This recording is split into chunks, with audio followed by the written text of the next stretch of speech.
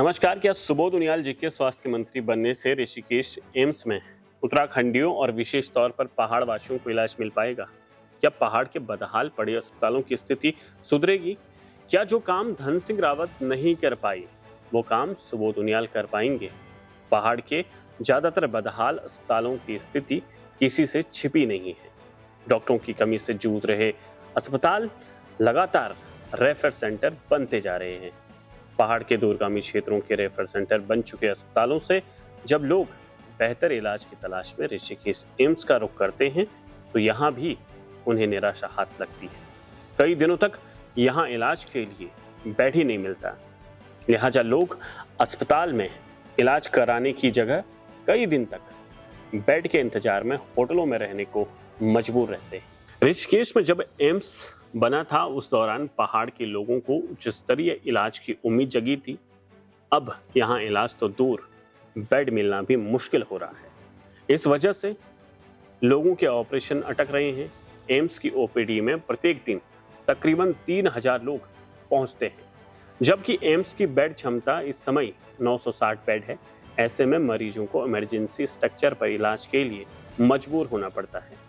हिंदुस्तान समाचार पत्र में छपी खबर को देख लीजिए, कैसे हर रोज दर्जनों की संख्या में उत्तराखंड के पहाड़ों से आए लोग इलाज के लिए भटक रहे हैं। कई लोगों ने इस दौरान अपनी आपबीती सुनाई है। कुछ लोगों का मानना है कि एम्स में ज्यादातर दूसरे राज्यों से आने वाले मरीज बड़ी संख्या में भर्ती होते हैं।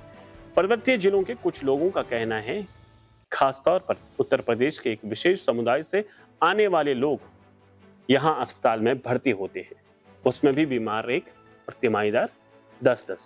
मामला ये नहीं है कि इन लोगों को इलाज नहीं मिलना चाहिए, मसला ये है कि सरकार ने जिन लोगों के नाम पर एम्स बनवाया, आखिर उनका हक क्यों मारा जा रहा है? हाल ही में भराड़ीसैंण में हुए विधानसभा बजट सत्र के दौरान कांग्रेस विधायक लखपत बुटोला ने एम्स में बेड न होने को लेकर सवाल उठाए थे।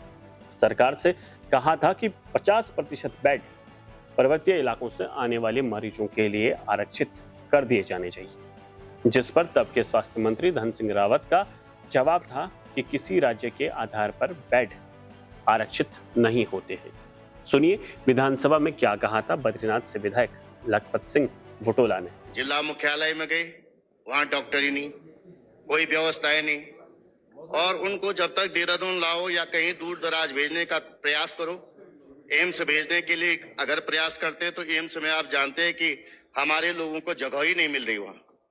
और ये कहने में सदन में मुझे लगता है कि जितने भी हमारे मान्य सदस्यगण हैं, सबको ये पहाड़ के लोगों को, और जगह तो होती नहीं, लेकिन पहाड़ के लोगों को ये बहुत समस्या होती है कि एम्स से आदमी को वहां एडमिट ही नहीं हो पाते, कई दिनों तक वो बाहर रहते हैं, और ऐसे में जिसकी बचने की उम्मीदें भी होती है वो अपना जीवन नहीं बचा पाता है।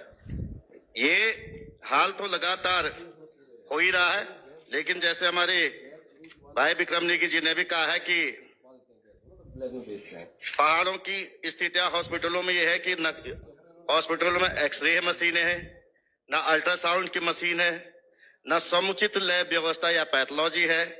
अगर कहीं है भी, कई हॉस्पिटलों में दी भी गई है, तो उन हॉस्पिटलों में न तो डॉक्टर है, न उनको चलाने वाले टेक्नीशियन है, जिसकी वजह से वो केवल और केवल जंक खा रही है। मैं जरूर चाहता हूं कि जो श्रीनगर का मेडिकल कॉलेज है वो भी केवल रेफर सेंटर बना हुआ है। इस पे बहुत गंभीरता से सोचने की जरूरत, विशेषकर जब 4 धाम यात्रा शुरू हो रही है, तो सरकार ऐसा न करे कि जो CSC PSC सेंटरों में जो डॉक्टर लगे हुए हैं दूर दराज के ब्लॉकों में, उनकी ड्यूटीज लगातार वो कहाँ लगा दे रहे, यात्रा रूट्स पे लगा दे रहे, और उन डॉक्टरों को यहाँ प्लेन से क्यों नहीं भेजते यात्रा रूट के लिए? वहां पहले डॉक्टरों की कमी है, वो दूर दराज के क्षेत्रों में उन्हीं डॉक्टरों को, जो कुछ बचे कुछ डॉक्टर, उनको यात्रा सीजन में न लगाया जाए। ऋषिकेश एम्स की स्थापना 2012 में हुई थी।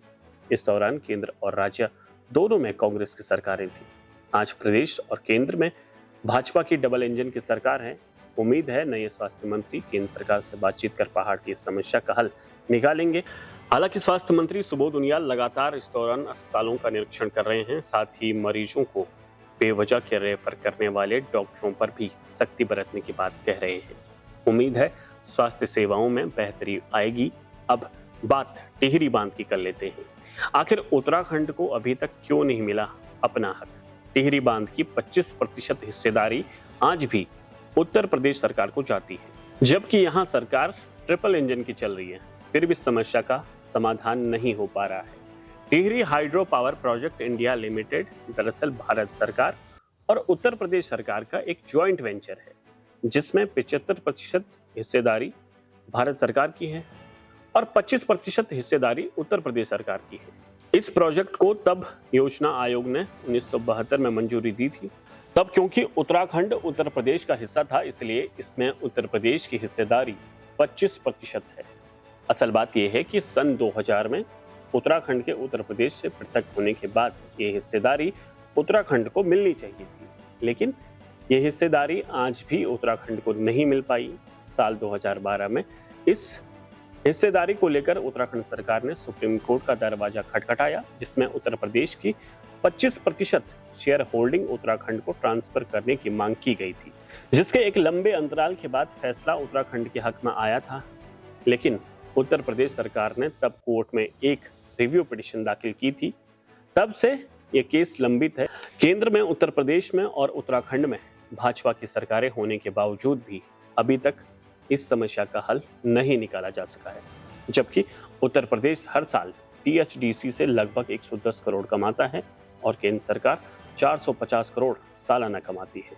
और कमाल की बात देखिए कि अभी तक कई टिहरी विस्थापितों को उचित मुआवजा और पुनर्वास तक ठीक से नहीं मिल पाया है। स्थितियां बेहद चिंताजनक है। इस विषय पर आपकी क्या राय है, हमें कमेंट बॉक्स में जरूर बताएं। साथ ही लाइक और सब्सक्राइब करें हमारे यूट्यूब चैनल को, बेल आइकन दबाएं ताकि आप तक हमारा हर वीडियो पहुंचे। शुक्रिया।